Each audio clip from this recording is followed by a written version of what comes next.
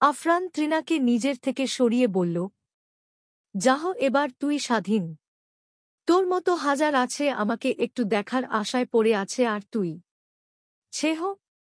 লজ্জা হচ্ছে নিজের উপর, তোর জন্য কিনা নিজের লাইফটাই নষ্ট করে দিলাম।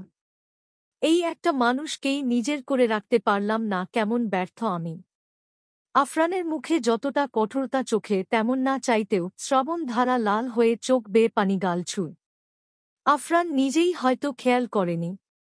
উপস্থিত সবাই শুধু আফরানের কর্মকাণ্ড দেখছে, যদি মাঝে কিছু বলে আর আফরান উল্টা পাল্টা কিছু করে দেয়, এই ভয়ে কেউ কথা পর্যন্ত বলছে না।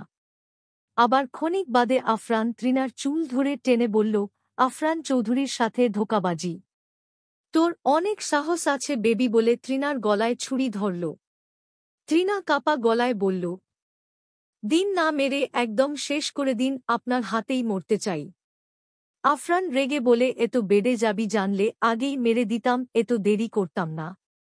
আপনার নাটক বুঝতে আমার লেট হয়েছে বিধায় এত লেট হলো, কিন্তু আর না, এবার যা করার করে দিন। নিজে নিজে সবটা ভেবে নিয়ে আমাকে জ্বালা দিস সব সময়, তোর ন্যাকামুর জন্য আমাকেই কেন সহ্য করতে হয়। বলে ছুরিটা আরেকটু চেপে ধরল। তৃণার গলা কেটে একটু রক্ত প্রকাশিত হল। পাশ থেকে আয়েশ বলল, আফরান নো নো, এটা করিস না, দেখ ও বুঝেনি, ছেড়ে দে ওকে। জাফর বিচলিত হয়ে, আফরান তুমি এটা করতে পারো না, দেখো এতদিন যা করেছ মেনে নিয়েছি, কিন্তু আজ বাড়াবাড়ি করছো অতিরিক্ত। নাবিল তেতে গিয়ে, ভালোই ভালোই বলছি ওকে ছেড়ে দে, নয়তো খুব খারাপ হয়ে যাবে। আফরান কারো কথাই যেন শুনছে না। কতক্ষণ এভাবে ধরে রাখবেন গলায়? চালিয়ে দিন না fast. Come to fast kill me. আফরানের রাগের কারণে হাতের রগ ফুলে শরীরের ক্ষত জায়গা থেকে রক্ত পড়ছে।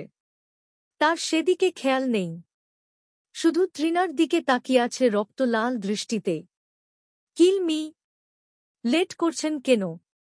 দিন না মেরে। আফরান হাতের ছুরিটা আরও চেপে ধরে। নাবিল আকস্মিক আফরানের মাথায় পিস্তল ধরে বলে, ওকে ছেড়ে দে বলছি, নয়তো এখান থেকে বেঁচে ফেরা মুশকিল হবে তোর জন্য। নাবিলের এমন কাণ্ডে সবাই অবাক। নাবিলের হাতে গান, এটাই তো আশ্চর্যজনক ব্যাপার। সবাই শুধু দেখেই যাচ্ছে, কেমন পরিস্থিতি হচ্ছে কেউ বুঝতে পারছে না। কি থেকে কি হয়ে যাচ্ছে।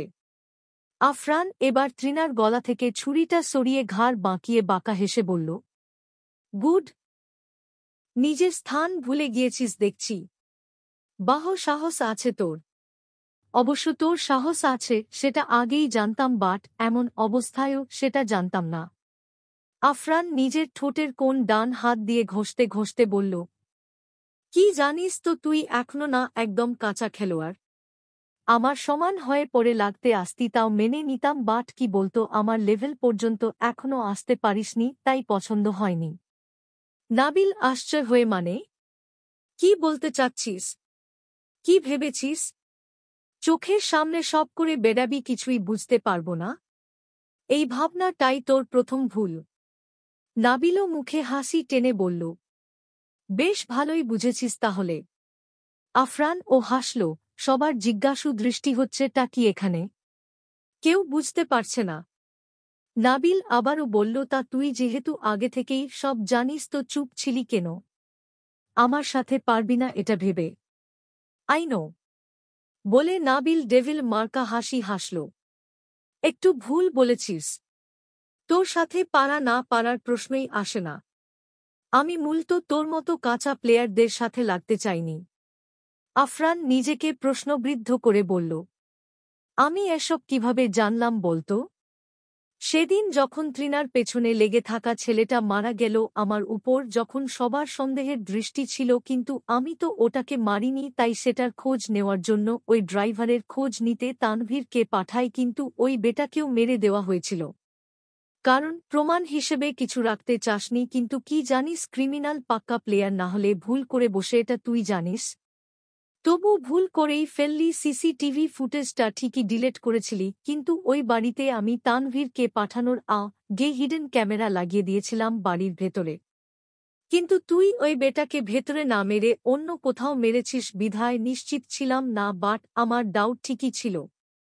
কিন্তু আমার মাথায় এটাই আসতে ছিল না যে কেন তুই এটা করবি, কেন কেন কেন তারপর আয়েশ ওই মৃত্যুর খোঁজ খবর রহস্য উদ্ঘাটন করতে গিয়েছিল, তখন তুই আরেকটা প্লেন বানালি আয়েশকে মেরে দিবি, আর সেটা করতে চেষ্টাও করেছিলি, আর আয়েশের মৃত্যুর কারণটাও আমার দিকেই ফেলতে চেয়েছিলি, কারণ আমি এটা নিয়ে আয়েশকে থ্রেট দিয়েছিলাম বলে তুই এটাকেই কাজে লাগানোর চেষ্টা করেছিলি। কিন্তু কি বল, তোর ভাগ্যটাই খারাপ বিধায় তোর প্লেন আমার আগেই জানা হয়ে গিয়েছিল, কিন্তু লোকটা তুই হবি এটা শিওর ছিলাম না, এটুকুই জানতাম এতে ওর বিপদ হবে। আর সেদিন আয়েশকে মারতে যাদের পাঠিয়েছিলি আমার ছেলেপুলেরা তোর ছেলেপুলেকে আগেই পিষিয়ে দিয়েছিল, কিন্তু আয়েশকে তুই আবারও মারার চেষ্টা করতিস, সেই কারণে আয়েশকে আমি নিজেই জেলে পাঠিয়েছিলাম, কারণ আমি তো আর সব সময় ওকে নিয়ে পড়ে থাকব না, তাই না? আমারও কাজ আছে। এটাতেও সফল না হয়ে তারপর আরেকটা কাজ করলি। আমি যে ছেলেটাকে থ্রেট দিয়েছিলাম তুই ওইটাকেও মেরে দিলি, যার ফলস্বরূপ এটার মৃত্যুর কারণটাও আমার দিকেই ছিল। সবাই এটাই ভেবেছিল, তার থেকে বেশি ছিল তৃণার। পরে আমি বুঝলাম এখানেই কিছু আছে, অর্থাৎ যে আমার শত্রু সেই আমার কলিজার দিকে হাত বাড়িয়েছে।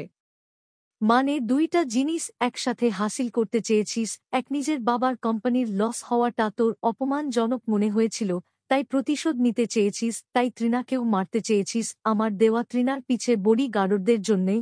সেটাতেও সফল হতে পারিসনি, কিন্তু হঠাৎ করে তৃণার প্রেমে কিভাবে মরিয়া হয়ে গিয়েছিলি সেটা তুই নিজেই জানিস, আর আমি সবটা বুঝতে পেরে ইচ্ছে করে তৃণার সাথে আয়েশের প্রেম হওয়াতে আটকাইনি পর্যন্ত, যেন তোর মনে হয় তৃণা আমার সাথে নয় আয়েশের সাথে কিছু চলছে। তুই যখন দেখলি আয়েশের সাথে তৃণার এঙ্গেজড হয়ে গেছে তখন আরেক চাল চাললি। সামিরা আয়েশের একটা স্ক্যান্ডাল বের করা, সেখানেও সফল হোস, আয়েশকে নোংরা কিছু ছবি দেখিয়ে ব্ল্যাকমেইল করে ওকে তৃণার থেকে দূরে সরিয়ে দিয়ে দিলি, যাতে তোর পথের কাঁটা দূর হয়ে যায়। সেটাই হয়েছিল সেদিন। আর আমি এসব কিভাবে জানলাম বলতো? তৃণাকে কেউ একজন সিম্প্যাথি দেখাবে, আর সেটা আমি দাঁড়িয়ে দাঁড়িয়ে দেখব। তোর কি এটাই মনে হয়? যখন দেখলাম তোদের বাড়িতে হলুদে তুই তৃণকে একটা শপিং দিলি আমার নাম করে, তখন সবটা বুঝে গিয়েছিলাম, আর পরের প্লেনগুলোও বুঝে নিয়েছিলাম। আমি কিছু করিনি, কারণ আমি দেখতে চেয়েছিলাম আর কতদূর যেতে পারিস তুই।